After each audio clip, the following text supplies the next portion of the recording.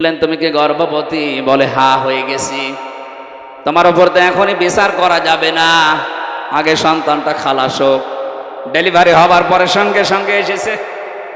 নবীজি বললেন এখনই না, অন্তত 2 বছর তোমার স্তনের দুধ পান করবে তোমার এই সন্তানটা, তার অধিকার এটা। আমি দুনিয়ায় মানুষের হক নষ্ট করার জন্য আসি না, এসেছি ভাইয়ের হক ফিরিয়ে দেওয়ার জন্যে। মানুষের অধিকার আমি ফিরিয়ে দেওয়ার জন্য দুনিয়ায় এসেছি। এ বাচ্চাটারও অধিকার আছে তোমার স্তনে। মুসলমানেরা সেই নবী ছোট বাচ্চা, তার মায়ের হক যেন নষ্ট না হয়, কত কেয়ারফুল। অথচ আমরা নবীর উম্মত হয়ে যত বড় হচ্ছি তত হক মারার জম হচ্ছে। এখানে কত আল্লাহর ওলি মার্কা বসে আছে, ভাইয়ের জমি ফাঁকি দিয়ে জাল দলিল করে নিজের নামে লিখে নিয়েছে। আমি 16 সালে হজে একবার দেখেছিলাম, আমার সাথে একজন নিজের ছেলের নামে ভালো ভালো সম্পদ, দোকান এবং বাজারে যে সম্পদ আছে সব লিখে দিয়েছে, আর মেয়ের মাথায় হাত দিয়ে বলছে মা তোর জন্য দোয়া করে দিলাম। এটা নির্ভেজাল টাটকা একটা শয়তান। ওর হজ কবুল হওয়া দূরের কথা, জিদ্দার বিমানবন্দরে আসবে না, শাহজালাল বিমানবন্দর তো দূরের কথা। সম্মানিতা মা বোনেরা, আপনার স্তনে যে দুধ আল্লাহ দিয়েছেন, এটা আজ অনেকে নিজের সন্তানকে দিতে চাচ্ছেন না, নিজের বডি ফিগার নষ্ট হয়ে যাবে এই কারণে। স্বামীকে বলে ডানো আনো, আমাদের পাগল পেয়েছে, এত কষ্ট করে জন্ম দিলাম, এরপরে বলছে ডানো আনো। ডানো এনে করবো কি? তোমাকে আল্লাহ ডানো দেয়নি? যে মেয়েরা নিজের স্তনে দুধ সন্তানকে না দিয়ে জমাট করে রাখেন, বিজ্ঞান এখন প্রমাণ করছে তাদের স্তন ক্যান্সার হবার ঝুঁকি বেশি। বডি ফিগার ঠিক করার জন্য আপনি স্তনে দুধ আটক করে রাখবেন, শেষে কেটে বাদ দেওয়া লাগবে। আমি নিচে নামলাম না, মায়ের সাথে এজন্য এই ভুল কাজ কেউ করবেন না। পৃথিবীর কোন জিনিস যদি কেউ এক জায়গায় জমাট করে রাখে দেখবেন নষ্ট হয়ে যায়। আপনি পানি এক জায়গায় রাখেন, দেখেন দুর্গন্ধ তৈরি হবে, এক কথা বলছেন এখন, পোকামাকড় তৈরি হবে, নষ্ট হয়ে যাবে। কেউ যদি লোহা লক্কড় এক জায়গায় রাখে দেখবেন ওটা জং ধরে গেছে, মরিচা পড়ে নষ্ট হয়ে গেছে। পৃথিবীর কোন জিনিস এক জায়গায় থাকলে ঠিক থাকে না, যত নড়াচড়া করবে, যত চাপবে, তত দেখবেন ভালো জিনিস আসতে থাকবে। নদীর পানি আপনি যত ছেড়ে দেবেন দেখবেন নত স্বচ্ছ নির্মল পানি আসবে, আর যদি জমাট বেঁধে রাখেন পোকামাকড় তৈরি হবে, দুর্গন্ধ তৈরি হবে। পৃথিবীর নিয়মই এইটা, কোন জিনিস এক জায়গায় রাখলে ঠিক থাকে না, ঠিক ক্ষমতাও এক জায়গায় রাখলে ঠিক থাকে না।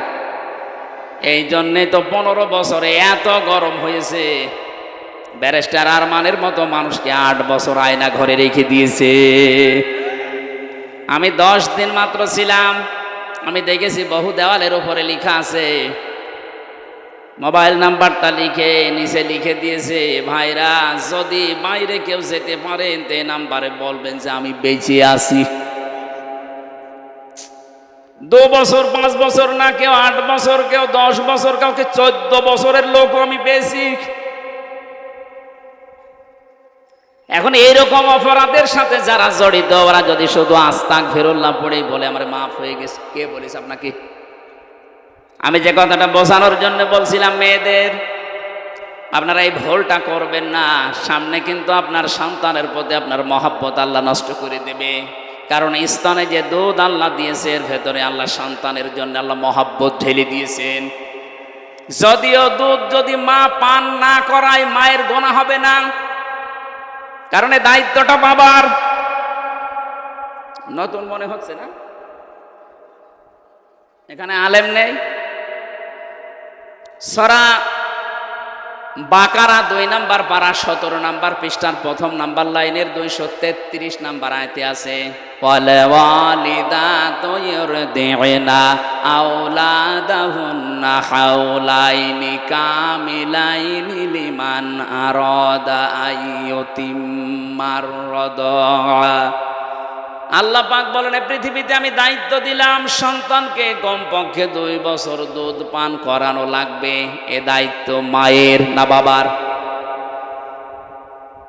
না? আপনি কি আলেম? শব্দের দিকে খেয়াল করবে তো আলেমরা। আয়াতের দিকে তাকান, লিমান আরাদা আইয়ুতিম্মার রাদা। এখানে মুআন্নাস শব্দ নেই, মুযাক্কার শব্দ আছে। পুরুষের নাম আল্লাহ দিয়েছেন, পুরুষ মা হয় না বাবা হয়? তাহলে সন্তানকে দুধ খাওয়ানোর দায়িত্ব বাবার। বাবার যেহেতু মেশিন পত্র নেই, আছে আর এটা সম্ভব, সেই জন্য মাকে যদি এই দায়িত্ব পালন করতে হয়, মা যদি বলে না আমি করব না, আমারে টাকা দেওয়া লাগবে, এক একটা সন্তানের জন্য আমারে 2 লাখ করে টাকা দেওয়া লাগবে, আপনাকে তাই দেওয়া লাগবে। আমার মনে হয় মাইকে এটা বলা ঠিক হইল না, কারণ আমারও 1 মাস 2 দিন আগে একটা বাচ্চা হয়েছে, ও ছাতা যদি এখন শোনে বলবে 5 লাখ টাকা দাও, নাই তো তোমার মেয়ে তুমি নিজে খাওয়া। আমি একটা বিপদে পড়ে গেলাম। তো না, মা বোনেরা, এটা দায়িত্ব আপনার না, আপনি না খাওয়ালে গোনা হবে না। যদি স্বামীকে বলেন যে 5 লাখ টাকা লাগবে এক একটা সন্তানের জন্য, নাই আমি দুধ দেব না, আপনার ছেলে যা করবেন করেন, শেষে স্বামী যদি বাধ্য হয় 5 লাখ টাকা দিয়ে দুধ খাওয়াতে, তাও খাওয়ানো লাগবে। রুহুল কুদ্দুস সাহেবের 9টা ছেলে মেয়ে, ওনার বউরা যদি বলে এক একটা ছেলে মেয়ের জন্য 5 লাখ, 5 নং কত হয়? 45 লাখ টাকা ওরে দেওয়া লাগবে। না, আমি এই মাসলাটা বললাম কোরআনে কারিমের আয়াত দিয়ে, এই কারণে এই দায়িত্বটা, এই কি গো, এই কাজ করলে কথা বোঝানো যায়।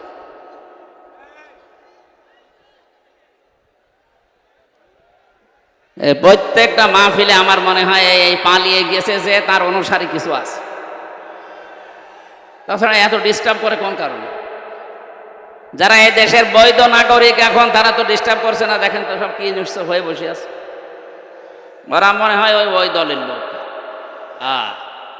এরপরও যদি না থামে, এমন কথা বলবো জীবনে মুখ দেখাতে পারবো। নেন এবার কথা বলেন তো, এই চুপ করেন। এই গাছগুলো কেটে ফেলার দরকার ছিল না, এই জন্যই তো কলেজ ময়দানে দিয়েছিল, কিন্তু আসলে দুর্ভাগ্য, ওনাদের পরীক্ষা চলছে, এই কারণে কর্তৃপক্ষ এখানে দিয়েছে। আপনারা আরেকটু শোনেন ভাই, আমি আয়াতটা পর্যন্ত তো চাই। দেখেন কোরআনে কারিমের আয়াতে আল্লাহ কি জানাতে চেয়েছেন আমাদের, নতুন নতুন কিছু কথা এখান থেকে আসবে ইনশাআল্লাহ। পরিবেশটা নষ্ট করেন না। মহিলার কথা বলছিলাম এই কারণে, বিশ্বনবী মেয়েটিকে বললেন যতদিন পর্যন্ত 2 বছর না হবে আমার কাছে আসবে না। বারবার প্রতি রাতে প্রতিক্ষণে সব সময় বলে, আল্লাহ তুমি আমাকে মরণ দাও, আমার দুঃখ নেই, কিন্তু 2টা বছর আমার হায়াত বাড়িয়ে দাও। এ অপরাধ আমি মাফ করে মুক্ত না করে মরতে চাই না। 2টা বছর পরে যখন শক্ত খাবার খাওয়া শিখেছে, কোলে করে নিয়ে আসলেন, হে রাসূল, এই দেখেন আমার এই ছেলে শক্ত খাবার খেতে পারে, আপনি আমার বিচার করে আমাকে মুক্ত করেন। নবীজি ওই সন্তানটাকে একটা সাহাবীর হাতে তুলে দিলেন, দায়িত্ব দিয়ে বললেন, এই মেয়েটাকে মাটির ভেতরে গেড়ে দাও, চারিদিক থেকে পাথর মারা আরম্ভ করো। হযরতে খালিদ ইবনে ওয়ালিদ বলেন, আমি এমন একটা জোরে নিক্ষেপ করলাম পাথর, মহিলার নাকে লাগার পরে ফিনকি দিয়ে রক্ত আমার শরীরে গেছে। আমি ভর্ৎসনা দিলাম, গালি দিলাম, রাগ করলাম, ভোরকঞ্চিত করলাম, নবীজি শুনে ফেলেছেন।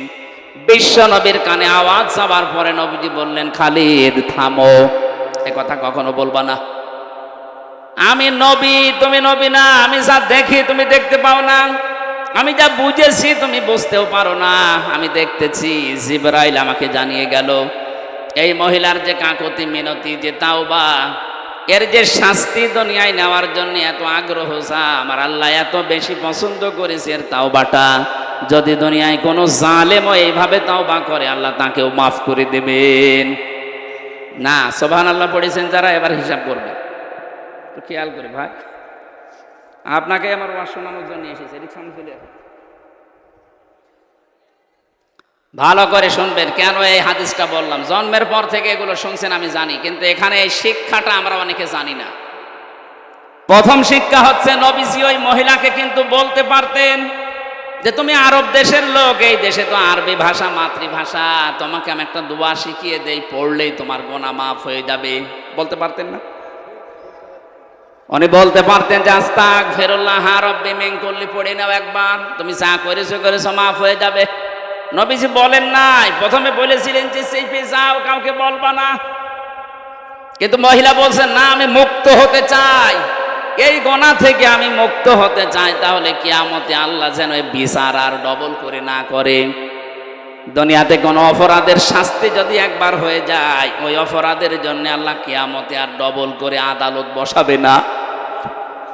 মহিলাকে আল্লাহর নবী যা করেছিলেন, তিনবার ঘরত দিয়েছেন, একবার খালাস হওয়া পর্যন্ত সন্তান ডেলিভারি, 2 নম্বরে যতদিন শক্ত খাবার খাওয়া না শেখে।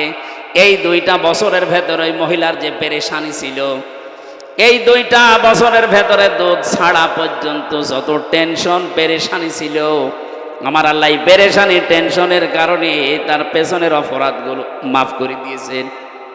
যতটুকু বাকি ছিল এই যে বিচার কার্য সম্পাদনের মাধ্যমে, আমি আগেই বললাম না, দুনিয়াতে কোনো অপরাধ করার পর ওই অপরাধের শাস্তি যদি কোরআনে বর্ণিত, হাদিসে বর্ণিত নিয়ম অনুযায়ী আপনি করে ফেলতে পারেন, তাহলে ওই গোনা কিয়ামতে আল্লাহ ডবল করে আর বিচার করবে না। মেয়েটার যেহেতু বিচার হয়ে গেছে, এই জন্য নবীজি বললেন, খালিদ এ কথা বলবা না, কারণ আমি নবী, তুমি নবী না, আমি যা দেখতে পাচ্ছি তুমি তো দেখতে পাও না। এই মহিলার এই কাকতি মিনতি, অনুশোচনা, অনুতপ্ত হওয়া এবং এই বিচার কার্যটা করার কারণে আল্লাহ এত বেশি খুশি হয়ে গেছে, কোন জালেম পর্যন্ত এভাবে তাওবা করলে আল্লাহ তারেও মাফ করে দেবে। সুতরাং 15.5 বছরে যারা জুলুম করেছেন, আপনি তো নিজেই জানেন যে আপনি জালেম। আপনার কারণে হাজারো মানুষ ঘরে থাকতে পারেনি, এই কথা বলে না কেন? আপনার কারণে হাজারো মানুষের ব্যবসা প্রতিষ্ঠান বন্ধ হয়ে গেছে। আপনার কারণে মিথ্যা মামলায় জর্জরিত হয়ে চাঁদের মতো মানুষ জেল খেটেছে। আমি তো নিরপরাধ, কারণ আমার মামলা কয়েকদিন আগে খালাস হয়ে গেছে, আদালত জানিয়েছে আমার কোনো দোষ নেই, আমি নির্দোষ। তাহলে আমার মতো মানুষকে আপনি 3 বছর তাও জেলে দেননি, দিয়েছেন ফাঁসির কন্ডেম ছেলে। আমার সাথে কেউ যেন দেখা না করে, কথা না বলে, সিসি ক্যামেরা দিয়েছেন। কি করেছিলাম? এত কোরআনের কথাগুলো সেইভাবে আল্লাহ যেই ফোর্সে বলে ওইভাবে বলতাম, এইটাই আমার অপরাধ।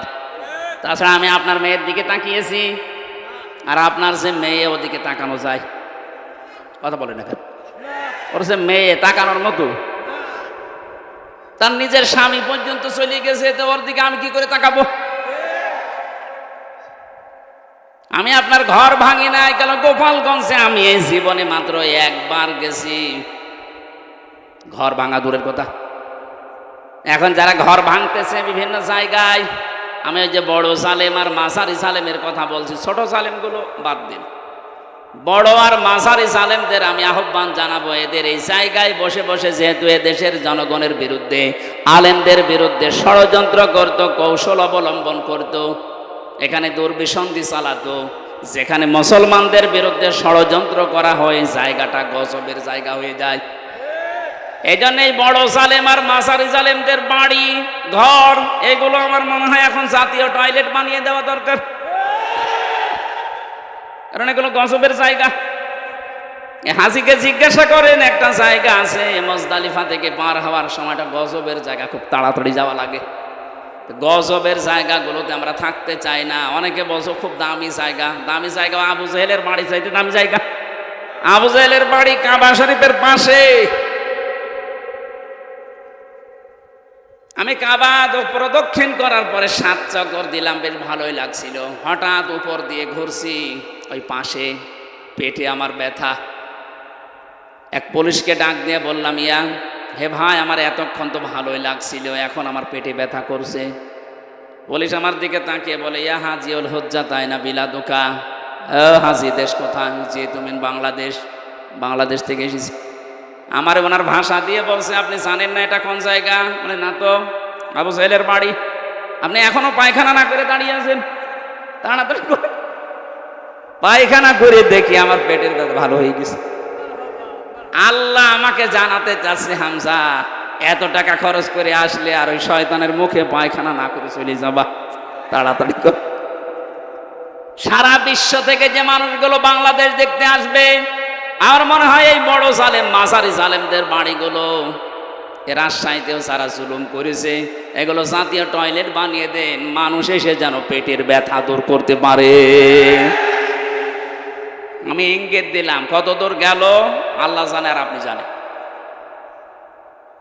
এজন্য আমি আপনাকে বাঁচাতে চাচ্ছি। আপনি যদি ওই মহিলার মতো তওবা করতে চান, তাহলে আপনার দ্বারা যেই ক্ষতিগুলো হয়েছে ওই ক্ষতিগুলো আগে পূরণ করেন। আপনার দ্বারা বহু মানুষের ব্যবসা প্রতিষ্ঠান বন্ধ হয়ে গেছে। যত ক্ষতি এই 15.5 বছরে আপনার দ্বারা হলো, ওই টাকাগুলো তারে ফেরত দেন। এক কথা বলেন না কেন? আপনি গুম করেছিলেন মানুষকে, আপনার ছেলেকে মেয়েকেও গুম করা হবে। আপনি ইলিয়াস আলীকে গুম করে দুনিয়ার মুখ আর দেখতেই দিলেন না, বিদায় করে দিয়েছেন। এটা যে কত বড় মানবতা বিরোধী অপরাধ!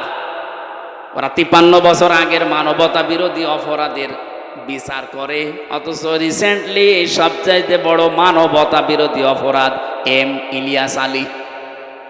এই কথা বলেন। আমার কুষ্টিয়া বিশ্ববিদ্যালয়ের ওয়ালিউল্লাহ মুকাদ্দাস আজ 10 বছর হারিয়ে গেল। ওরা যে বেঁচে আছে না মারা গেছে তা পর্যন্ত আমরা জানি না। ওর মা বাবার সাথে দেখা করতে গেলে হাউমাউ করে কেঁদে ওঠে আর বলে, আমার মনে হয় সন্তান এখনো বেঁচে আছে। বাংলাদেশে আয়না ঘর যতগুলো আছে মনে হয় সবগুলো উন্মুক্ত এখন হয়ে গেছে। আরো যদি গোপনে কিছু থাকে সবগুলো খুলে দেন। আমি মাটির নিচে বহু সিস্টেম ওদের পেয়েছি, এমন এমন সুড়ঙ্গ পথ তৈরি করা, আপনি জানবেনও না যে এই দরজা দিয়ে মানুষ বাইরে যেতে পারে। এটা কবরের মতো জায়গা।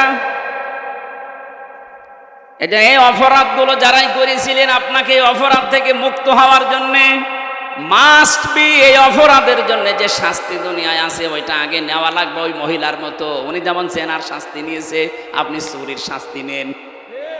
চুরির শাস্তি হাত কাটা, একথা বলছেন এখন। আমার মনে হয় এই শাস্তি যদি এখন এই দেশে এখন কার্যকর হয়, বহু মানুষের হাত ঝলবে। যারা ডাকাতি করে, এক প্রকার ডাকাতি, ওইটা মানুষকে বিনা কারণে ধরিয়ে আবার নিজেই ছাড়িয়ে দেয়, মাঝখানে 5 লাখ টাকা নেয়। আমারে যারা ধরেছিল ওরা নিজেরাই আমারে ছাড়িয়েছে, মাঝখান থেকে আমার বাবার কাছ থেকে 3 বছরে প্রায় 32 লাখের উপরে টাকা খেয়েছে। তাহলে এই টাকাগুলো এখন ফেরত দেবেন। আমার মামলার আয়ু নিয়েছে প্রায় 10 লাখ। ও বলেছে আমরা আর মামলা দেব না, যা বলতে বলছি এই কথাগুলো বলবেন আর টাকা দিন 10 লাখ। বাবা তো গ্রাম্য মানুষ, ও ভয়ের চোটে টাকা 8 লাখ একদিনে দিয়ে দিয়েছে। ও শয়তানরা কথাও রাখে নাই, পরের দিন আবার আর একটা মামলা দিয়েছে। আপনি কথাটা তো রাখতে পারতেন। এই জন্য আমার কাছে যে অপরাধ করেছেন আমি জীবনও আপনাকে মাফ করব না, আগে আমার ওই 32 লাখ টাকা ফেরত দেন। আর আমার মতো 3 বছর ফাঁসির কন্ডেম ছেলে থাকেন মাটির নিচে, যেখানে আপনি উল্টা করে আমার 11 ঘন্টা ঝুলিয়ে রেখেছিলেন, আমিও ঝোলাবো আপনাকে। এমনি এমনি ঝুলিয়ে রাখলে তো ভালো, চোখ কালো কাপড় দিয়ে বেঁধে দিয়ে, পায়ের সাথে দিয়েছে ডান্ডা বেড়ি, হাত পেছনে দিয়ে দিয়েছে হ্যান্ডকাফ, মাজায় দড়ি দিয়ে 11 ঘন্টা একেবারে টাঙিয়ে দিয়েছে। আমি 4 ওয়াক্ত নামাজ পড়েছি আন্দাজে, ইশারায়, জানি না এখন নামাজের সময় কিনা, কি করব, কারণ জিজ্ঞাসা করার মানুষ নেই। মাটির নিচে অন্ধকার ঘর। এগুলো যারা করেছিলেন এই মানুষগুলো এখন বসে আস্তাগফিরুল্লাহ। কিসের আস্তাগফিরুল্লাহ? আপনি কি আল্লাহর কাছে দোষ করেছেন আস্তাগফিরুল্লাহ পড়ছেন? দোষ করেছেন হামজার কাছে, কথা বলেন না কেন? দোষ করেছেন চাঁদের কাছে।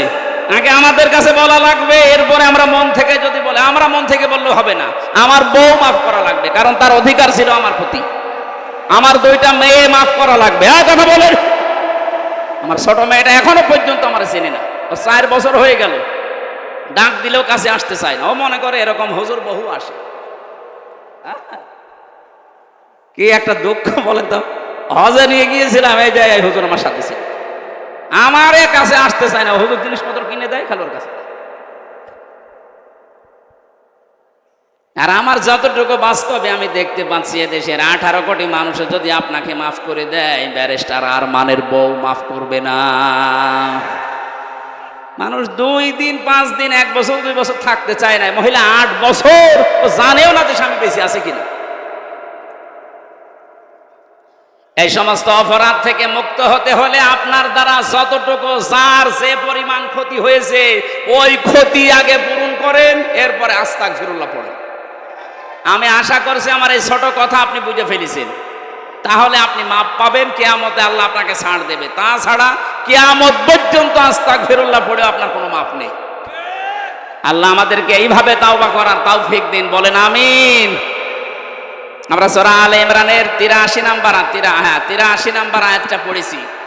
আলোচনার বিষয় বলেছিলাম যে দিন এই শব্দ নিয়ে যেহেতু ভেজাল চলছে, এটা নিরসন করা দরকার। আপনারা করবেন তো? আমি কোরআন থেকে হাদিস থেকে কোট করে যা বলছি এইভাবেই দুনিয়াতে আমাদের মানা লাগবে। দিনের অর্থ প্রধানত 19টা, আমি সামারাইজ করে 10টা অন্তত বলি, কারণ যেহেতু 9টায় ওখানে যাওয়া লাগবে, এই জন্য তাড়াতাড়ি করছি। আরো আগে উঠতে পারলে আমার মনে হয় ভালো হতো। দিনের প্রথম অর্থ হচ্ছে কিয়ামতের দিন। তাহলে দিন মানে রাতের পরে যে দিন আসবে এই দিন না, দিন মানে আসল হচ্ছে কোন দিন? কিয়ামতের দিন। বলেন বলেন। আল্লাহ নিজে দলিল দিয়েছেন কোরআনে কারিমে, মালিকে ইয়াউমিদ্দিন, কিয়ামতের দিনের মালিককে। এটা যাদের ভেতরে দৃঢ়ভাবে বিশ্বাস জন্মাবে যে কিয়ামতের দিবসের মালিক আল্লাহ, ওর জীবন পরিচ্ছন্ন হতে বাধ্য। আল্লাহ দিন মানে কিয়ামতের দিন খেলা করার জন্য দেয়নি। এটা যদি সত্যি আপনি বাস্তব জীবনে প্র্যাকটিক্যাল লাইফে সেট করতে পারেন যে দিন মানে আর একটা দিন আসতেছে, আমাকে দাঁড়ানো লাগবে ওই দিন, ওর জীবন থেকে হারাম ইনকাম বন্ধ হয়ে যাবে। কারণ চিন্তা করবে আমার আসল দিন সামনে পড়ে আছে, এই দিন দিন না, আরো দিন আছে, এই দিন নিয়ে যাবে ওই দিনের কাছে। এই বিশ্বাস যার ভেতরে যত বেশি বদ্ধমূল, তার জীবন তত বেশি পরিচ্ছন্ন। খলিফাতুল মুসলিমের হযরতে ওমরের জীবন আমি পড়েছি, তার জীবনটা পরিচ্ছন্ন হওয়ার পেছনে কারণ এই দিন। 24 ঘন্টায় টেনশনে থাকতেন, এটা বিচার দিন আছে, ওই দিনে আল্লাহ যদি আমাকে সামনে দাঁড় করিয়ে বলে, ওমর বলো দেখি 26 বছর পর্যন্ত তুমি তো দিন মানোনি, কি করেছ ওই 26 বছর জবাব দাও, আমি ধরা খেয়ে যাব। এটা সবসময় চিন্তা করতেন কি করে এই দিন থেকে বাঁচা যায়। নিজের সন্তানটা একটা ভর্তি করে দিলেন মাদ্রাসায় আব্দুল্লাহ, হযরতে আলীর সন্তান হোসাইন ওই মাদ্রাসায় পড়তো। বারবার টেবিল থেকে কলম ফেলে দেয় আর বলে আব্দুল্লাহ তুলে দাও। 3 বার তুলে দেওয়ার পরে উনি বললেন কি, বারবার আমার কলম তুলতে বলো, আমি কি তোমার খাদেম চাকর নাকি? হযরত হোসাইন বললেন তুমি তো চাকর শুধু না, খাদেম না, খাদেমের বাচ্চা খাদেম। সেই সময় তিনি প্রেসিডেন্টের ছেলে, এ কথা শোনার পরে গেছে রাগ হয়ে, বাড়িতে গিয়ে বলছে আব্বা আমি আর মাদ্রাসায় যাব না, হোসাইন আমাকে অপমান করে গালি দিয়েছে, তোমারেও গালি দিয়েছে, আমি নাকি খাদেমের বাচ্চা খাদেম। ঠিক আছে বিচার এখন না, জমার দিন আমি বিচার করব। জমার দিন হাজার হাজার মানুষ যখন মসজিদে নববীতে হযরত ওমর আলোচনা করছিলেন, খুতবাটা বন্ধ করে হোসাইনকে বললেন এদিকে আস, তুমি আমার ছেলেকে গালি দিয়েছো খাদেমের বাচ্চা খাদেম বলে। হ্যাঁ দিয়েছি। কেন দিলে? ইমাম হোসাইন বলে খলিফা বুকে হাত দিয়ে বলেন আপনি কি আমার নানার খাদেম ছিলেন না?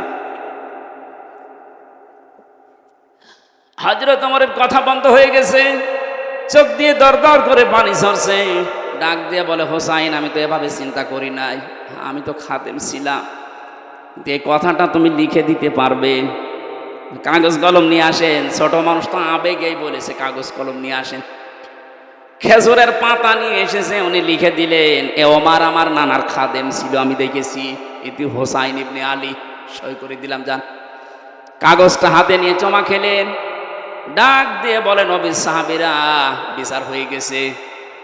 ছোট মানুষ আব্দুল্লাহ তো বোঝে না, বলে আব্বা বিচার শুরুই করলে না, কি করে হয়ে গেল? হোসাইনকে শাস্তি দিবা না? হযরত ওমর বলে সন্তান যে শাস্তি পেয়েছি এটা শুধু দুনিয়া না, আখিরাতেও কাজে লাগবে। আমি যখন মারা যাব এই কাগজটা আমার কাফনের ভেতরে দিয়ে দিও। যেই দিন আল্লাহ আমাকে তার সামনে ডাকবে, কিচ্ছু যদি আমার জীবনে কবুল না হয় কাগজটা দেখাবো।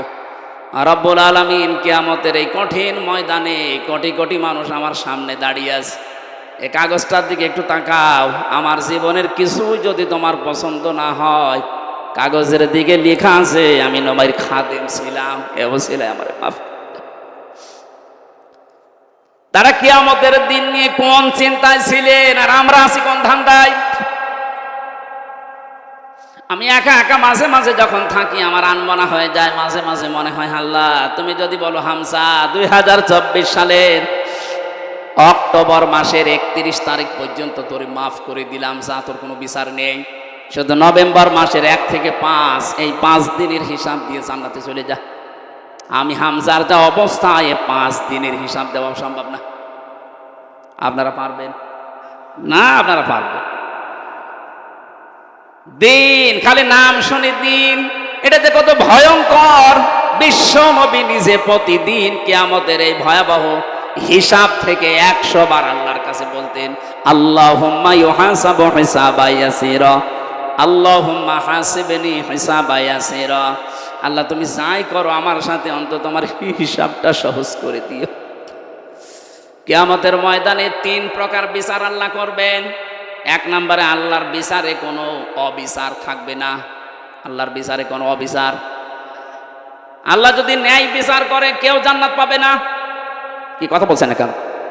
আল্লাহ যদি ন্যায় বিচারও করে কেউ জান্নাত যেতে পারবে না।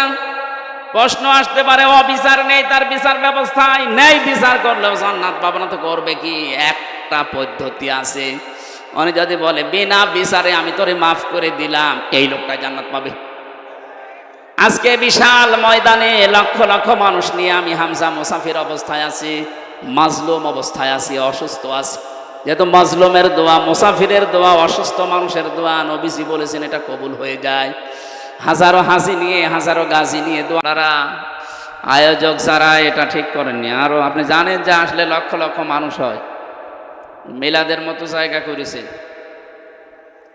সামনে বসা মুসলমান ভাইরা, পর্দার আড়ালের সম্মানিতা মা এবং বোনেরা, প্রশাসনের ভাইরা, প্রাণপ্রিয় রাজশাহীবাসী, আল্লাহকে ধন্যবাদ জানাচ্ছি যিনি একটা জগদ্দল পাথর আমাদের বুকের উপর থেকে নামিয়ে দিয়েছে।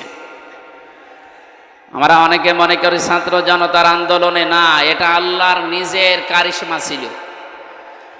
সূরা আনামের 44 নম্বর আয়াতে আল্লাহ 1500 বছর আগে জানিয়েছেন 2024 সালে বাংলাদেশ নামক একটা দেশে কিছু জালেম দায়িত্বে থাকবে, তাদেরকে আল্লাহ নামাবে কেমন ভাবে, আল্লাহ এটা নিজে জানিয়েছে।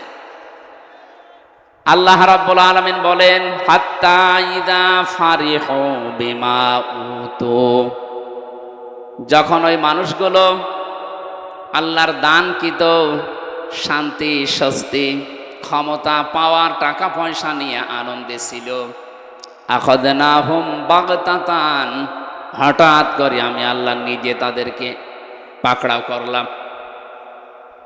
আমি মিলিয়ে দেখেছি 2024 সালের আগস্টের 5 তারিখের ডেটটা পর্যন্ত যে মানুষগুলো কোনোদিন ভাবেও না যে আমাদের পালানো লাগবে, এটা বাগতাতান দিয়েছেন আল্লাহ। আল্লাহ বলেন আখাযনাহুম, ছাত্ররা ধরে নাই, জনতা ধরে নাই, আমি আল্লাহ নিজে ধরেছি। এ না বহু বচনের ফাইল, আল্লাহ নিজে। সুতরাং যারা আনন্দে ছিল তাদেরকে কে ধরেছে বলেন তো? আল্লাহ বলেন কেন ধরলাম জানো? ফাইদাহুম মুবলিসুন, ওরা হঠাৎ করে নিরাশ হয়ে গেল। দুশ্চিন্তার ছাপ ওদের চোখের ভেতরে, মুখের ভেতরে দেখা দিল। এমন একটা হতাশা তাদের চেহারার ভেতরে ফুটিয়ে তুলেছি, তাদের চেহারা দেখলে এখন আপনি দেখবেন হতাশ হয়ে গেছে। সারা পৃথিবীর মানুষকে মিথ্যা কথা বলে যিনি হাসাতেন, হাসাও মাহমুদ, এই লোকটা গতকালকে লাইভ করছে। বিএনপির যারা দায়িত্বে আছে তাদের সাথে গণতন্ত্র পূর্ণ উদ্ধারে আমি কাজ করতে চাই। আমার মনে হয় শয়তানের কথা বিশ্বাস করা যায়, তবে এই শয়তানের কথা বিশ্বাস করলে বিএনপি আবার খাদে পড়বে। এদের মুখে মধু, অন্তরে বিষ। এই কাজগুলো হাসিল করার পরে দেখবেন এমন জায়গায় আপনাকে 15.5 বছর, তো এবার যদি সোতানাতা দিয়ে কোনো কায়দায় এই জালেমরা আবার আসতে পারে, কিয়ামতের আগে আর নামবে না। আল্লাহ বলেন আখাযনাহুম বাগতাতান, আমি নিজে ধরেছি তাদেরকে। এই জন্য আল্লাহ যখন কোনো জালেমকে ধরে তখন সেকেন্ডও সময় দেয় না। 5 মিনিট সময় ছিল, আল্লাহ বলে না 1 মিনিটও সময় নেই, দুপুরের খাবার খাওয়ারও সময় দেয়নি। তাহলে এটা কি শুধু ছাত্র জনতা শুধু আওয়ামী লীগ, বিএনপি, জাতীয় পার্টি, জামাত ইসলাম না, এদেশের শুধু জানতার দ্বারা হয়নি, এটা আল্লাহ নিজে দেখিয়েছে। আল্লাহ কেন দেখালেন? ইন্নামা নুমলি লাহুম লিয়াজদাদু ইসমা। মানুষের পাপের বোঝা যখন পরিপূর্ণ হয়ে যায়, আল্লাহুম আযাবুম মুহিন, তাদেরকে আল্লাহ অপমানজনক শাস্তি দেওয়ার জন্য গজব নাজিল করে। এদেরকে যে আল্লাহ অপমান করছে তার প্রমাণ 5 তারিখের পর থেকে আরম্ভ হয়ে গেছে। জালেম যেখানেই সেখানে আল্লাহ অপমান করছে। এই যে কালামানিক বিচারপতির নামে একটা কলঙ্ক, এর বেশি উড়ে গেছে, ওর জীবনের সংসার করার কাজ শেষ। আমি শুনলাম নাকি ওর বেশি একটা গেছে, ওর বাকিটাও চলে যাওয়ার দরকার ছিল। শয়তান, ও বেশি দিয়ে কি করবে? কিসের মানিক বিচারপতি? ওর নামে বিচারপতি লাগালে গোনা হবে? কালা মানিক। আমার মনে হয় মানিক শব্দটা ভালো, তো এ নামও ওর দেওয়া ঠিক না। আবু জাহেলের মতো এরকম একটা নাম দেওয়া দরকার। সুতরাং একটা স্বাধীন দেশে এখন স্বাধীনভাবে কথা বলার যে পরিবেশ আমরা পেলাম, এ রাজশাহীতে বহুবার এসেছি, এই মানেশ্বরের বাজারে আসতে দেয়নি, ঘুরিয়ে দিয়েছে। যে মানুষগুলো ঘুরিয়ে দিয়েছিলেন তারা মুসলমান দাবি করতেন, অথচ কোরআন জানাচ্ছে যারা কোরআন প্রচারে বাধা দেয় এরা আল্লাহর ভাষায় কাফের। কাফের মারা গেলে জানাজা হয়, কবরে দেওয়া হয়। ওপেন বলছি, যারা এই 15.5 বছরে কোরআনে কারিম বাধা দিয়েছেন সে সেভাবেই দেন। 14 জায়গায় পারমিশনের নাম নিয়ে বাধা দিয়েছেন, হওয়া অনুষ্ঠান বন্ধ করে দিয়েছেন, আলেমদের মাইক কাড়ি নিয়েছেন। আপনারা মারা গেলে আমি আশা করব এদের যেন জানাজা কবরে না দিয়ে আগুন দিয়ে পুড়িয়ে ফেলা হয়, কারণ ওই এমনও জাহান্নামে যাবে। আমি আগে থেকেই আগুন ধরিয়ে দিই।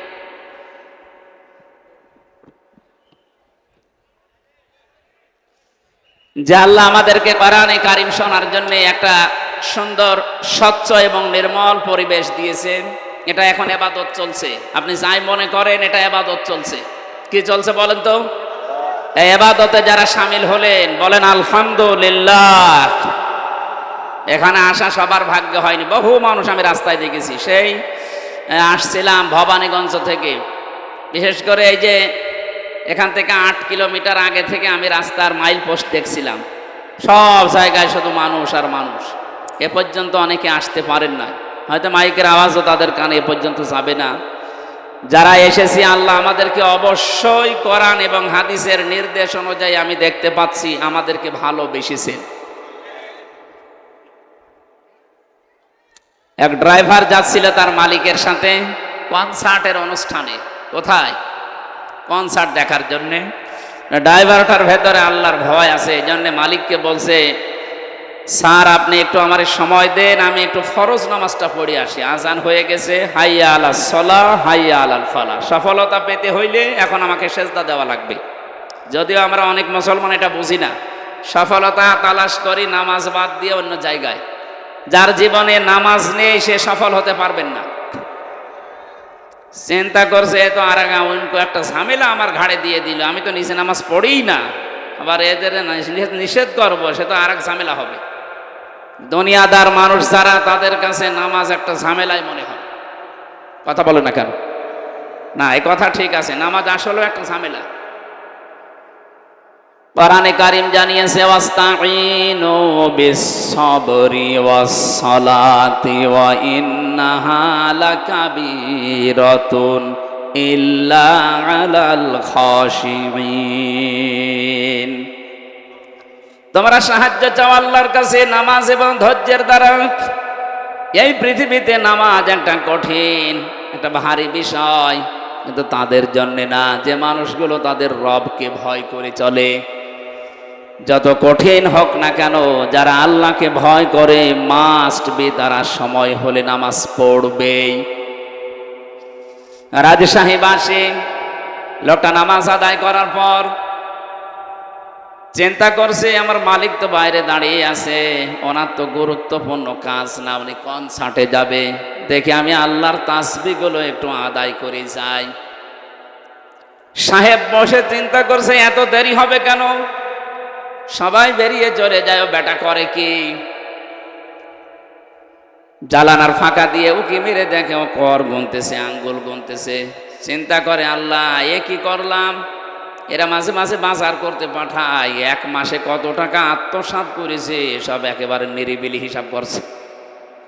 দুনিয়াতে যে যেই চিন্তাধারা নিয়ে চলে সে তার বিপরীতকে ওই চিন্তারই মনে করে। জালানার ফাঁকা দিয়ে ডাক দিয়েছে, ওই বেটা আর কতক্ষণ? কিসের হিসাব করিস? হিসাব না, জিকির করছি। চিন্তা করে ধারণা করলাম কি, আরে হলো কি, ঠিক আছে বের হবি না, আমার অনুষ্ঠানে দেরি হয়ে যাচ্ছে। ভেতর থেকে আওয়াজ দিচ্ছে মালিক, যে আল্লাহ আপনাকে বাইরে থেকে মসজিদ পর্যন্ত আসতে দেয় না, ওই আল্লাহ কেন একটা অজানা আবেশের কারণে, অজানা একটা নির্দেশে আমাকে এই মসজিদ ঘর থেকে বাইরে যেতে দিতে চাই না। এ উদাহরণ দিয়ে আমি বোঝাতে চাই, যারা এখনো পর্যন্ত কোরআনে কারিমের আওয়াজ, আজ কয়দিন পর্যন্ত আপনাদের মাইকিং চলছে, পোস্টার হয়েছে, কোরআনে কারিম শোনার জন্য, বলার জন্য অমুক অমুক আসবে, কথাও ঘোষণা দিস, এত কিছু জানার পরেও যারা আসে নাই, আমার আল্লাহ পাক তাদেরকে ময়দান পর্যন্ত কবুল করেন নাই।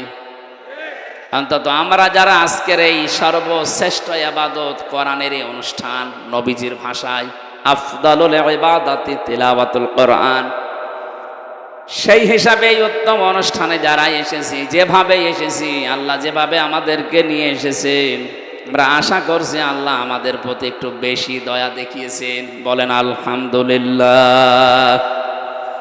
দরুদ আর সালাম পড়ছি আমাদের নবী মুহাম্মদুর রাসূলুল্লাহ সাল্লাল্লাহু আলাইহি ওয়াসাল্লামের প্রতি। আমাদের আজকের আলোচনার বিষয়, আমরা কোরআনে কারীম থেকে যে আয়াত পড়লাম, এই আয়াতকে সামনে নিয়ে কথা বলবো ইনশাআল্লাহ। বাংলাদেশ সহ বিশ্বের বহু জায়গায় আজকের আয়াতের ভেতরে একটা শব্দ আছে, এই শব্দটা নিয়ে খুব ঝামেলা আছে, ভেজাল ঢুকে আছে। এটা আমরা নিরসন করতে চাই, যেহেতু শুধু বাংলাদেশে না, এটা রেকর্ড হয়ে সারা দুনিয়ায় ছড়িয়ে যাচ্ছে। যে বিষয়টা নিয়ে ভেজাল আছে এটা আমরা নিরসন করব, তার নাম হচ্ছে দিন। নাম কি? দিন মানে রাতের পরে যেটা আসবে ওই দিন, বলেন না। কোরআন শরীফের ভেতরে আল্লাহ 19টা অর্থে দিন শব্দটাকে নিচে ব্যবহার করেছেন। আমরা যে অর্থে দিন বুঝি এই অর্থে ওখানে নেই। তাহলে আমরা আন্দাজে দিন অর্থ যেটা বুঝি, দিন মানে ধর্ম, এটা নেই। দিন মানে 19টা অর্থে কি কি পাওয়া যায় আমি কোরআন থেকে কোড করে করে আপনাদেরকে ডেলিভারি দিচ্ছি, আপনি বাস্তবে মিলিয়ে দেখবেন আসলে আপনি দিন মানেন কিনা। এ পৃথিবীর দিকে তাকান, যা দেখতে পান আর যা দেখতে পান না, সব সৃষ্টি আমার আল্লাহর দিনের সামনে মানবাস্তব অবনত করে দিয়েছে।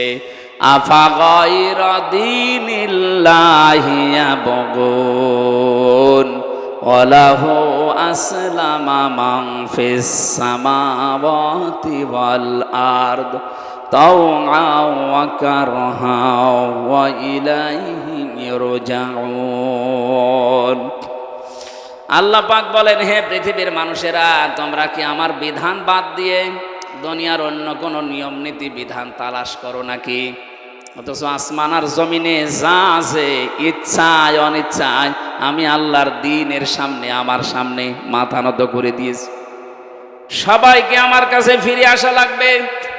আয়াতটা শুনতে কয়েক সেকেন্ড সময় লেগেছে, বুঝতে অত তাড়াতাড়ি বোঝা যাবে না। এত কথা আল্লাহ আয়াতের ভেতরে প্রবেশ করিয়ে রেখেছেন। আমাদের যে হায়াত আছে, আমরা যদি সারা জীবনে ওই আয়াতটা নিয়ে আলোচনা করি, হায়াত শেষ হয়ে যাবে, এ কোরআনের কথা শেষ হবে না। আমরা ওই মন নিয়ে এখন শুনতে চাই। কোরআনে কারিমের আপনি তাফসিরুল কোরআন মাহফিল লিখে দিয়েছেন, আমরা তাফসির আকারে কথা বলবো ইনশাআল্লাহ। কি আপনারা শুনবেন না? একটা আনন্দের বিষয়, আজকে আমেরিকায় নির্বাচন হচ্ছে, কালকে হয়তো রেজাল্ট হবে। চপ্পু মিয়া আজকে ভাষণ দিয়েছে, দেখেননি? উনি আবার এই জালেমাকে ফিরিয়ে নিয়ে আসার জন্য চেষ্টা চালাচ্ছে। 9 দফা দিয়ে যারা জীবন দিল 3732 জন অলরেডি জীবন দিয়ে ফেলেছে। 2780 জন অলরেডি হাসপাতালের বেডে কাতরাচ্ছে। তারা এই জালেমাকে আবার ফিরিয়ে নিয়ে আসবেন আর আপনাকে জনগণ ছেড়ে দেবে এমনি এমনি, এরকম ভেবে বসে আছেন। এই জন্য চপ্পু মিয়া, আমি আশা করব আপনি যে পজিশনে আছেন ওই জায়গাটার দাম আছে, কিন্তু আপনার মতো মানুষের তো দাম থাকার কথা না। আপনি এই 15.5 বছরে এই জালেমাদের সাহায্য সহযোগিতায় নিজেও লিপ্ত ছিলেন। এই জন্য যে লোকটা জানে যে আমার উপরে যে আছে সে জালেম, জানা শোনার পরে যদি কেউ সাপোর্ট করে সাথে থাকে, নবীজি বলেন সে আমার উম্মত থেকে বের হয়ে যায়। তাহলে এই চপ্পু সহ যারা এতদিন এই 15.5 বছরে জালেমদের সহযোগী ছিল, জেনে শুনে ওরা একটাও নবীর উম্মত আছে? নবীর উম্মতের বাইরে যারা আপনি যে নামে ডাকতে পারেন ডাকেন, হয় ইহুদি বলেন, খ্রিস্টান বলেন, বৌদ্ধ বলেন, হিন্দু বলেন, যা বলেন বলেন, নবীর উম্মত না হলে সে অন্য কিছু। এক কথা বুঝতেছেন না? এখানে যারা আসলেন আমি একটা আনন্দের বিষয় জানাচ্ছি। আগামীকাল পর্যন্ত যদিও অপেক্ষা করা লাগবে না, রাত 12টার পরে আপনারা খবর পেয়ে যাবেন ইনশাআল্লাহ।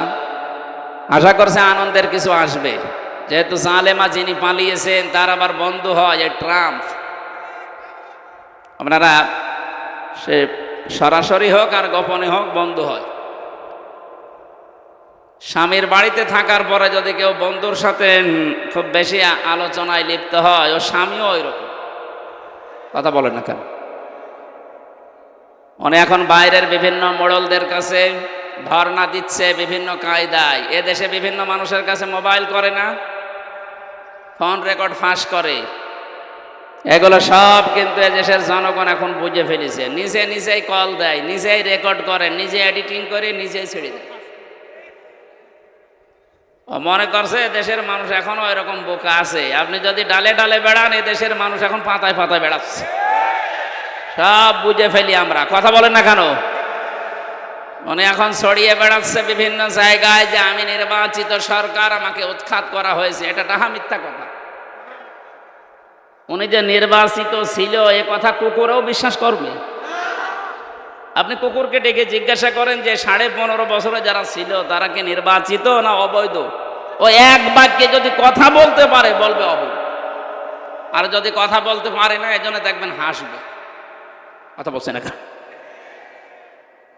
আমার মনে হয় শয়তানকেও কেউ জিজ্ঞাসা করলে শয়তানও বলবে না এরা অনির্বাচিত ছিল। কারণ নির্বাচিত হওয়া লাগে যে পদ্ধতিতে, তার নাম হচ্ছে নির্বাচন। যে 15.5 বছরে তো নির্বাচনই হয়নি, তে নির্বাচিত হইলেন কি করে? কথা বলেন। 154 জন আপনি আন্দাজে ঘোষণা দিয়ে হয়ে গেলেন, নির্বাচন হয়নি। এরপরে দিনের ভোট রাতে করে ফেললেন। দিনের ভোট যে এরা রাতে করেছে তার প্রমাণ আমি নিজে, আমার সাথে কারাগারে এক ওসি ছিল, আমারে বলছে হুজুর রাত 12:30টার পরে আমার যা লোকজন আছে এদেরকে নিয়ে আমি আল্লাহর নামে ভোট কাটা আরম্ভ করব। হ্যাঁ, আল্লাহর নামে, যেহেতু উনি মুসলমান আল্লাহর নামে আরম্ভ করেছে। ফজরের নামাজ পর্যন্ত এ কাজ শেষ করে বাক্স জমা দিয়ে দিলাম। এবার গোসল করলাম ভালো করে, যেহেতু একটু সমস্যা হয়েছে রাতের বেলা। এই পাপ থেকে মুক্ত হওয়ার জন্য গোসল করে ওযু করে নামাজে দাঁড়ালাম। 2 রাকাত নামাজ আদায় করলাম, শুকরিয়ার নামাজ। এরপরে পড়লাম আস্তাগফিরুল্লাহ। হুজুর আমার এই তওবা কি হয়েছে? আমি তওবার ব্যাখ্যা বলেছিলাম কারাগারে একদিন। আমি বললাম তওবা হয়নি, এটা বাটপারি হয়েছে। কারণ আপনি আল্লাহর কাছে তওবা করছেন কোন কারণে? আপনি কি আল্লাহর কাছে অপরাধ করেছেন? আপনি অপরাধ করেছেন হামজার কাছে। কথা বললেন না? একটা এমপি বানাতে 3.5 লাখ 4 লাখ মানুষ লাগে। আপনি আমাদের রায়গুলো নিজে নিজে দিয়ে নিলেন, আর আপনি এখন তওবা করছেন আল্লাহর কাছে। আল্লাহর কাছে মাফ চাবেন কোন কারণে? আপনি কি আল্লাহর কাছে দোষ করেছেন? দোষ করেছেন আমার কাছে। আমার মতো 4 লাখ হামজার কাছে আগে মাফ চান। আমরা যদি মন থেকে বলি ঠিক আছে, তারপর আপনি মাফ পাবেন। এই জন্য 15.5 বছরের জুলমের সাথে যারা জড়িত ছিল, সে নির্বাচন বলেন, মিথ্যা মামলা দিয়ে বলেন, যেভাবে হয়রানি করেছেন, আপনি এখন আস্তাগফিরুল্লাহ পড়লে, এই হাসাও মাহমুদের মতো মায়া কান্না করলে আপনার মাফ হবে না। আপনার মাফ হওয়ার একটা লাইন আছে, আমি লাইনটা বলছি, দেখেন আপনি পারেন কিনা। কে না বলবো না? আমার মনে হয় এই যে এই লাইন একটু বেশি ডিস্টার্ব হচ্ছে। এরা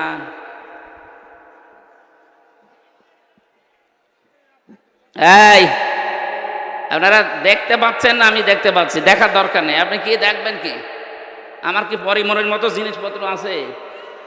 কি দেখবে এরা? আমার শরীর চলে না। রুহুল কুদ্দুসের মতো কি এরকম শরীর আমার? এরকম হলেও তো আপনি কিছু দেখতে পাচ্ছেন। আমার কিছুই নেই ভাই। দাও তো 2-3টা জিনিস পরাবো, একটু মোটা লাগছে। ওরা আমার জেলখানায় 3টা বছর ফাঁসির কন্ডেম সেলের ভেতরে যা কষ্ট দিয়েছে আর যা খাওয়িয়েছে, শরীর তো আছে যাই, এই ভালো। আশা করছে আপনারা একটু জ্ঞান জামটা বন্ধ করেন, কথা বলবেন না বললাম, যা করেন কথা বলবেন না। 1 ঘন্টার সময় চেয়ে নিচ্ছে আমার, আর আজ 9টার সময় আলোচনা আছে, তো ওই সেই গোদাগাড়িতে অধ্যাপক মুজিবুর রহমান সাহেবের ওখানে আছে, উনিও আছে ওখানে। এই মাহফিলটা তো ভাইয়ের সম্মানে জোর করে নেওয়া, আমার শরীরও পারছে না, আপনারাও ছাড়ছেন না। আল্লাহু আকবার, এরকম হয়ে যাচ্ছে যে গরু দিয়ে চাষ করে খাবেন, ও গরুই যদি মরে যায়, অন্তত আমারে বাঁচিয়ে রাখা লাগবে না? কিছুদিন বাঁচিয়ে রাখেন, আপনারা ডিস্টার্ব করবেন না ভাই। আমার ভাইরা, বিভিন্ন মানুষ এখন হোয়াটসঅ্যাপে কল দিয়ে বলছে, হুজুর যাই করেছি আমাদেরকে একটা পথ দেখান। এখন আমরা এরকম বড় জালেম না, মাঝারি জালেম না, আমরা ছোট জালেম, আমরা হালকা পাতলাই।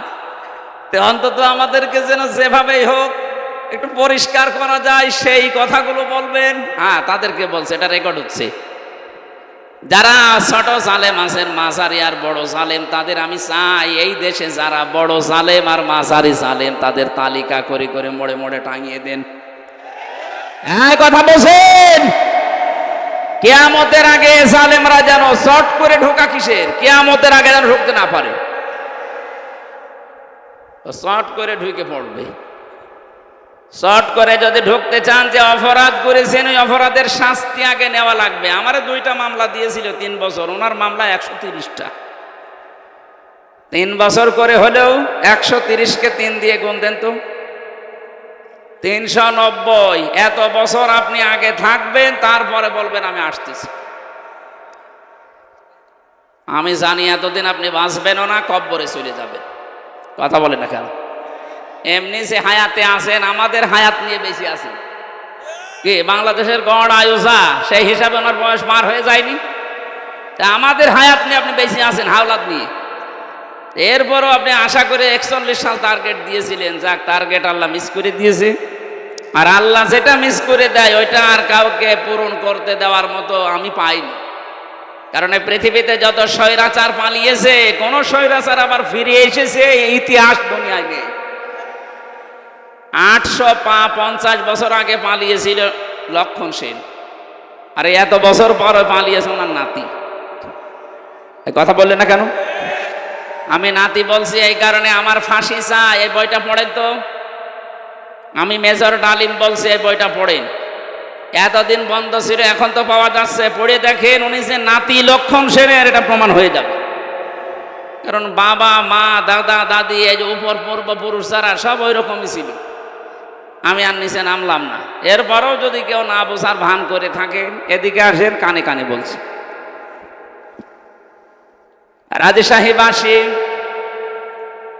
ওনারা যেহেতু ছোট জালেম বলে কল দেয় যে আমাদেরকে আপনারা যেভাবে হোক বাঁচান, আমি বাঁচাতে চাই।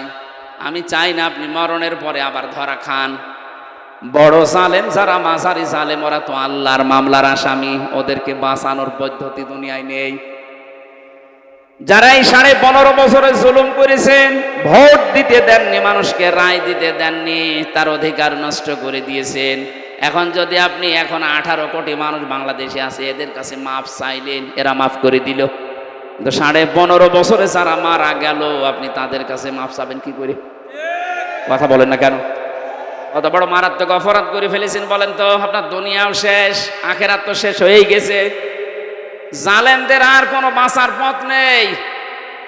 ছোট জালেমদেরকে আমি এবার আশা জাগাচ্ছি, বিশ্ব নবীর কাছে যেন প্রত্যেকের কপালে এটা লিখে দেয় যে তোর বিচার নেই, যা। আল্লাহ যাকে মাফ করতে চাইবেন তাকে একটা চাদর দিয়ে ঘিরে নেবেন সব মানুষ থেকে আলাদা করে। মনে করেন রুহুল কুদ্দুসকে আল্লাহ মাফ করবে, ডাক দেবে রুহুল আমার সামনে আয়, চারিদিকে একটা পর্দা দিয়ে চাদর দিয়ে ঘিরে দুনিয়ার মানুষ থেকে আলাদা করে নেবে। আল্লাহ নিজের সামনে দাঁড় করিয়ে বলবে রুহুল বলতো এই এই করেছিলি, নিজে নিজেই তখন স্বীকার করতে বাধ্য হবে, কারণ জানে যে আমার চোখের পলক আল্লাহর জানা আছে। লজ্জায় নিজের মাথা নত করে বলবে আল্লাহ আমি করে ফেলেছি, আমার নফসের ধোকায় যৌবনের তাড়নায় আপনি আমারে মাফ করে দেন। এর এই কাকতি মিনতির দিকে তাকিয়ে আল্লাহ যারে মাফ করতে চাইবে শেষে বলবে যা তোরে আমি মাফ করে দিলাম।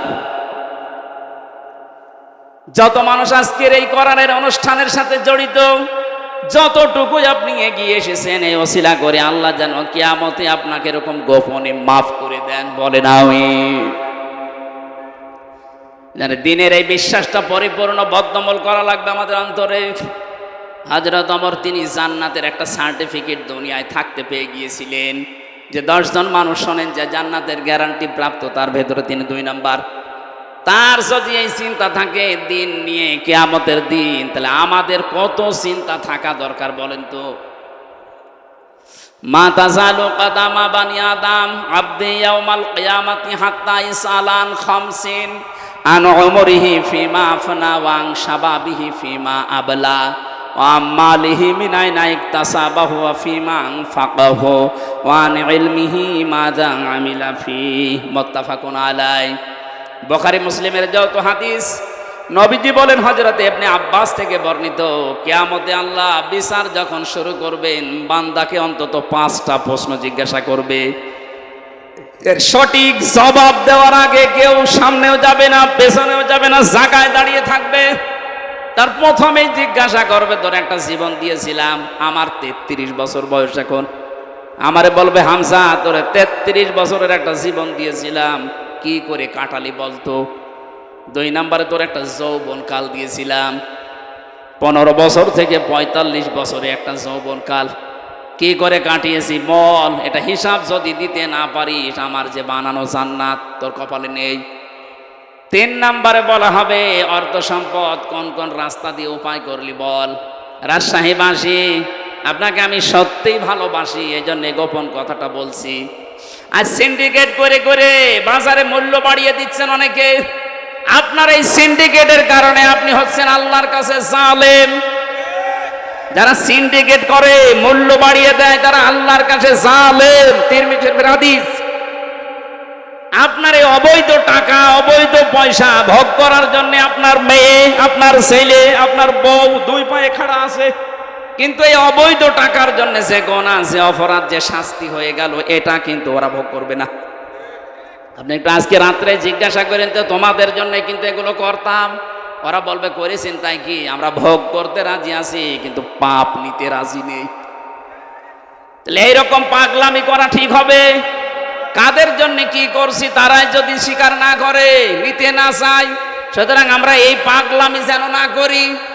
দুনিয়ায় যত পরীক্ষা হয় প্রশ্নপত্র দেওয়া হয়, যেদিন পরীক্ষা হবে সেদিন 2 ঘন্টা আগে দেয়, যখন শুরু হবে ঘন্টা দেবে তখন দেয়, অথচ পরীক্ষা এখন শুরু হওয়ার কত বাকি, আল্লাহ আগেই প্রশ্নপত্র ছেড়ে দিয়েছেন। এরপরও যদি কেউ ফেল করেন বুঝতে হবে ওটা ছাত্র না অপদার্থ। একটা ছেলে কাঁদছে বাবার কাছে, বাবা বলছে কি কি হয়েছে কাঁদো কেন? বলছে আব্বা রেজাল্ট দিয়েছে। রেজাল্ট দিয়েছে তো ভালো, কাঁদো কেন? পাস করেছে না ফেল করেছো? কথা বলে না। ধমক দিয়ে একটা থাপ্পড় দিয়েছে, তুই বলবি তো যে পাস না ফেল। ছেলেটা বলছে আব্বা ফেল করলে তো কথা ছিল, ছিলাম 5-এ নামিয়ে দিয়েছে 3। এখন আমার 5-এ উঠতে 2 বছর লাগবে। কত পরে আপনার প্রশ্ন দেওয়ার কথা, আগেই প্রশ্নপত্র আল্লাহ ফাঁস করে দিলেন যে এরা কিন্তু এই করবে। এরপর আপনি সিন্ডিকেট করে করে মালের দাম বাড়িয়ে দেন, এরপরও মানুষের সম্পদ বিভিন্ন কায়দায় আত্মসাৎ করেন। আল্লাহর কসম আপনার এই অবৈধ সম্পদগুলো ভোগ করার জন্য 2 পায়ে খাড়া আছে, কিন্তু একটা গোনা নেওয়ার জন্য কেউ দুনিয়ায় খাড়া নেই। আমরা যেন আবার 5 থেকে 3 নেমে না যাই, 5-এ উঠতে আবার 2 বছর লাগবে। এই মুহূর্তে আমাদের পাগলামি আমরা ভালো করে ফেলবো, কারো জন্য কিছু না, আমার নিজের জন্য দরকার। কিয়ামতে ধরা খেলে আমার বউ খাবে না, ধরা খেলে আমি খাবো। কথা বলুন, মাল সম্পদ কিভাবে উপার্জন করছেন এটার হিসাব মিলান, হিসাব দিতে পারবেন। কালকে দুদক এক অতিরিক্ত সচিবকে ধরেছে, 1,15,00,000 টাকা পাওয়া গেছে তার বাড়ি। সেনাবাহিনী ধরার পরেও বলছে আমি 10 টাকা 20 টাকা করে গুছিয়েছি। আরে শয়তান, মানুষ এর মিথ্যা কথা বলতে পারে? আমি হিসাব করে দেখলাম, কেউ যদি 10 টাকা 20 টাকা করে প্রতিদিন গোছাতে থাকে, তোর 2000 বছর সময় লাগবে 1,15,00,000 টাকা এক জায়গায় করতে। তো মহিলা মাত্র দায়িত্বে ছিল কয় বছর? না, আপনি পার পাবেন না, ধরা খেয়ে যাবেন। যেভাবে উপায় করছেন, বৈধ রাস্তায় উপায় করলে একটা মানুষের 630টা বাড়ি বানানো পৃথিবীতে সম্ভব না, অথচ বাংলাদেশে বানিয়েছে। এই কথা বলেন না কেন? 100 ভাগ ধরা খাবেন। আমি থামেন, শুধু এতটুকুই না, মাল আবার কোথায় খরচ করলেন? মমতাজের কনসার্টে দিয়েছেন নাকি কোরআনে কারিম প্রচার করার জন্য 5টা টাকা দিয়েছেন? এইটা আল্লাহ জিজ্ঞাসা করবে। আজকের এই ময়দানে কোরআন প্রচারের জন্য যদি 10টা টাকাও আপনার থাকে, আল্লাহ না জানি কিয়ামতে 10টা টাকার ওসিলায় আপনাকে মাফ করে দিতে পারেন। 5 নাম্বারটা সবচাইতে বড় কঠিন। ওয়ান ইলমিহি মাযা আমিলা ফি, যতটুকু জানতে তার কতটুকু মানতে, এটা বলো। এটা সবচাইতে বড় ঝামেলা। কে এখানে জানি না বউ বেপরদায় চালানো কবিরা গুনাহ? কে জানে না বলেন তো? বলেন বলেন। এটা জানার পরেও যারা না জানার ভান করে চালাচ্ছেন। 16 সালের ঘটনা আমি একবার বলেছিলাম। ওই সময় আমি বিশ্ববিদ্যালয়ে মাস্টার্সে কুষ্টিয়ার ওই যে মজমপুরে যে গোল চত্বর দেখে একজন মোটর সাইকেলে যাচ্ছে বউ নিয়ে, সালাম দিলাম, বললাম কে? তোমার ভাবি। কি পরিয়েছেন এটা? কি শাড়ি না মশারি? একবার তাকানোর পর আর তাকানো যাচ্ছে না। আমারে বলছে হামজা এদিকে আসো, কানের কাছে মুখ নিয়ে বলছে আমি আর কত দেখবো? আমি তো সারা জীবন দেখলাম এলাকার মানুষের হক নেই, হক আদায় করে বেড়াচ্ছে। যাদের বউ সুন্দর, মেয়ে সুন্দর, পুত্রবধূ সুন্দর, এরকম হক আদায় করার জন্য বিভিন্ন জায়গায় ছেড়ে দেয়। এক কথা বলে না কেন? এই পুরুষ মানুষগুলো দাজ্জুস। কোন মহিলাকে নবীজি দাজ্জুস বলেন না। আর দাজ্জুসু লা ইয়াদখুলুল জান্নাহ, এটা মুযাক্কার। যে এই পুরুষের কারণে তার যুবতী মেয়ে, তার বউ, তার যুবতী বোন, তার পুত্রবধূ, তার মা বেপরদায় চলাফেরা করে, এই লোকটা কিয়ামতে জান্নাতের ঘ্রাণও পাবে না। সুতরাং আমরা যেন সতর্ক হয়ে থাকি, যতটুকু আমরা জানি অতটুকু মানার চেষ্টা করি। কিয়ামতের দিনের গুরুত্বপূর্ণ বিষয় হচ্ছে এই 5টা। আমার মনে হয় 5টা প্রশ্নের উত্তর জোগাড় করা আমাদের অনেকেরই নেই। আমি সহ যারা এসেছি প্রত্যেকেই 5টা প্রশ্নের জবাব এখন থেকে জোগাড় করার চেষ্টা চালাবো ইনশাআল্লাহ। আমরা আগামীতে মাহফিল দিলে একটা মাহফিল নেবেন। আজকে 3টা চলছে, আমার শরীরও পারছে না, ওখানে এখনো 1 ঘন্টা কথা বলা লাগবে। আজকের মতো শেষ করে যাচ্ছি। রাজশাহীতে আর একটা অনুষ্ঠান আছে, ওই দিন কথা বলবো ইনশাল্লাহ। আর রুহুল ভাইয়ের আহ্বানে সাড়া দিয়ে আমি আবার আসবো। আল্লাহুম্মা আমিন। লা ইলাহা ইল্লা আনতা সুবহানাকা ইন্নী কুনতু মিনাজ জালিমিন। রব্বুল আলামিন সময় হাতে নেই, এই জন্য আমরা পুরো ব্যাখ্যাটা শেষ করতে পারি নাই। যতটুকুই বলেছি আমাদের আমল করার তৌফিক দাও। আজকের বিশাল আয়োজনে যদি খুশি হয়ে থাকো, সওয়াবগুলো নবীজির রওজায় পৌঁছিয়ে দাও। দুনিয়ার মাটির নিচে যারা ঈমান নিয়ে ঘুমিয়ে গেল, আল্লাহ মাফ করে দাও। রব্বুল আলামিন, তোমার বান্দা বান্দিরা বহু কষ্ট করেছে, আজকে এদের এই কষ্টের প্রতিদান দাও। এদের যাওয়া আসায় নেকি দান করো। যে যতটুকু শুনেছে জীবনে তুমি সেট করে দাও। মাহফিলের প্রধান অতিথিকে কবুল করো, একটা মাসলুম মানুষ। আল্লাহ তাআলা তোমার আবু সাইদ চাঁদ এই বান্দাকে কবুল করে নাও। সম্মানিত সভাপতি আজকের মাহফিলের খলিলুর রহমান সরকারকে মঞ্জুর করো, যার মাধ্যমে আসলাম। আল্লাহ বড় ভাই হাফেজ রুহুল আমিনকে তুমি কবুল করে নাও। তার স্ত্রী পুত্র সন্তানাদি যেগুলো দিয়েছো সহি সালামতে রাখো। দুনিয়ার আপদ বিপদ থেকে তাদেরকে বাঁচাও। এলাকায় মাটির নিচে যত মানুষ ঘুমিয়ে আছে কোরআনের ইজ্জতে মাফ করে দাও। আগামীর বাংলাদেশ তুমি কোরআনে কারিমের হাতে তুলে দাও। চর্ম চোখে যেন দেখতে পারি তোমার কোরআন দিয়ে এই দেশের 56,000 বর্গ মাইল চলছে। মরণ আসলে আমাদের জবানে জারি করে দিও লা ইলাহা ইল্লাল্লাহু মুহাম্মাদুর রাসূলুল্লাহ।